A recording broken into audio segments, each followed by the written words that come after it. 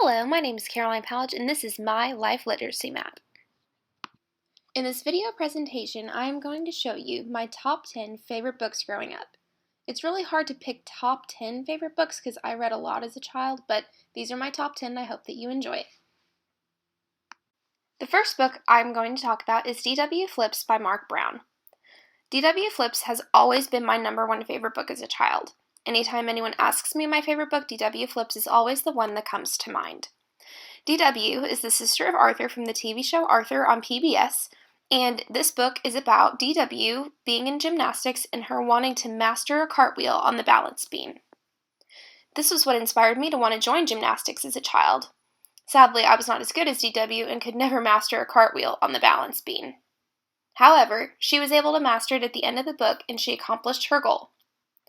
Growing up, I always admired her for her sass and her spunk, and always having confidence in herself to achieve anything that she set her mind to. My next favorite book is Butterfly Kisses by Bob and Brooke Carlyle. This book emphasizes the love and everlasting relationship of a father and a daughter. This book was always so incredibly special to me because this was a book exclusively for my dad and I. We would curl up in my bed before I would go to sleep, and we would read this book together. I always loved this book because I always thought I looked like the little girl, and I always thought that the man looked like my dad. This song was also very special to me growing up because every time I heard this song, it would be played at every father-daughter dance. And I would always get a little emotional because of how much I love my dad. And one day when I get married, I hope that this is the song that we play at my wedding that we dance to. This next book I'll be talking about is The Very Hungry Caterpillar by Eric Carle. I always loved this book for its illustrations. All of the bright colors and the shapes always grabbed my attention whenever I read this book. This book actually became very important because later in second grade, we had a project to do. And this project consisted of having a butterfly and learning the metamorphosis of a butterfly.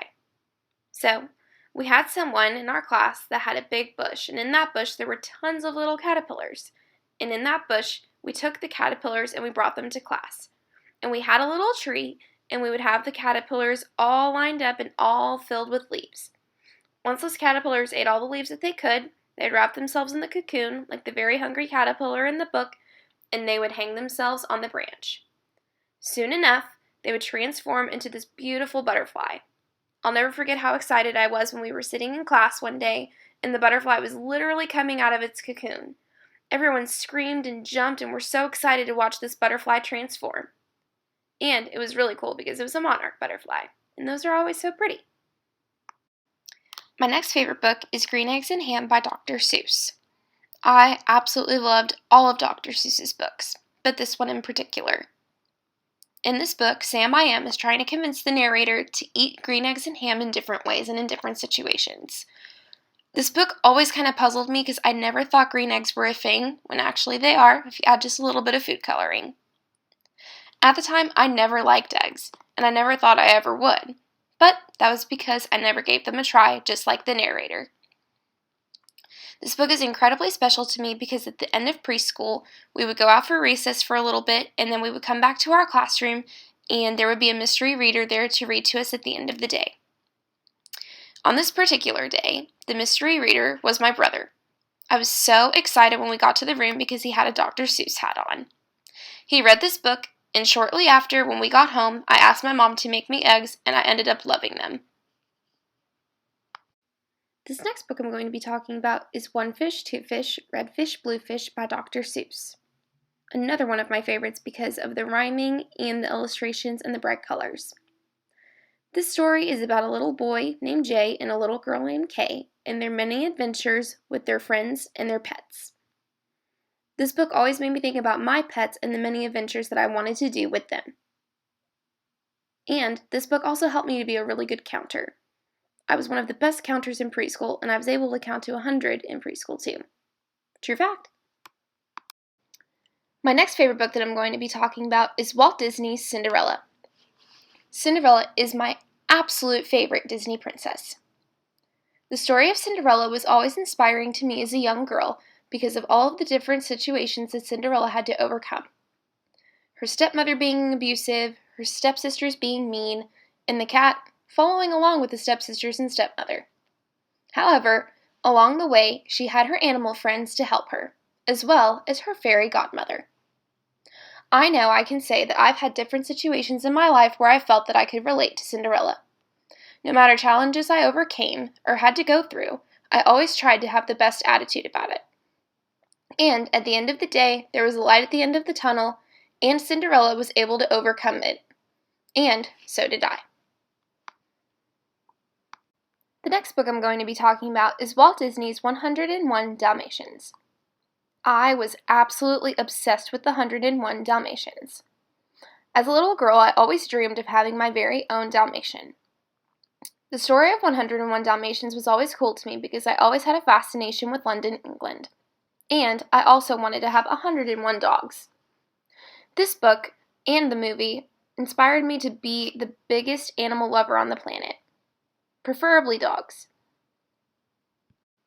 My next favorite book that I'm going to be talking about is Ginny B. Jones and Her Big Fat Mouth. I probably read every single Ginny B. Jones book, but I chose this one because it was the first one I ever read. Ginny B. Jones reminded me a lot of D.W. from Arthur, which was probably why I was so drawn to her. The similarities were that they were very spunky, had a little bit of sass, and always craved adventure. I could always relate to Ginny B. Jones, especially in this book, because it mentions that she got in trouble for talking. And I always got in trouble for talking to my neighbors in class when I shouldn't have been.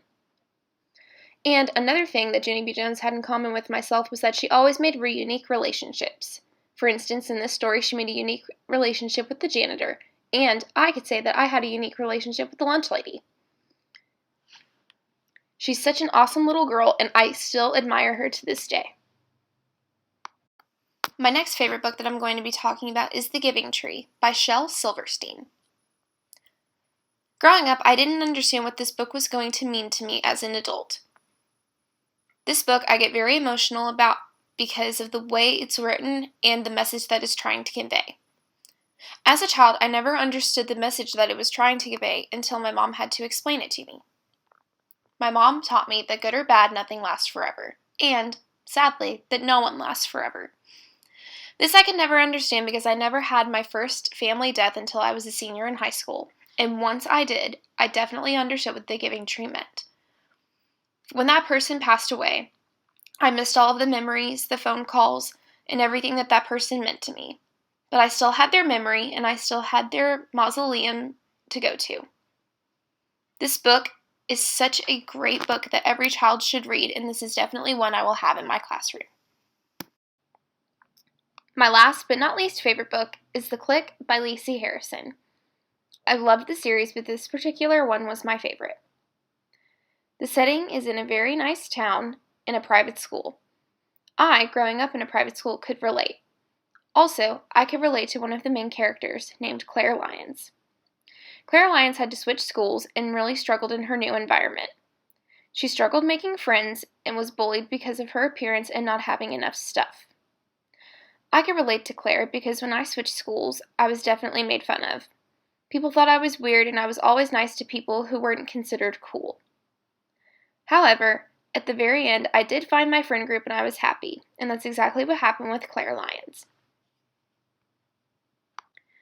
This book series taught me a lot about girls and how to handle them, and how to always have the best attitude, and you'll come out on the other side and see the silver lining.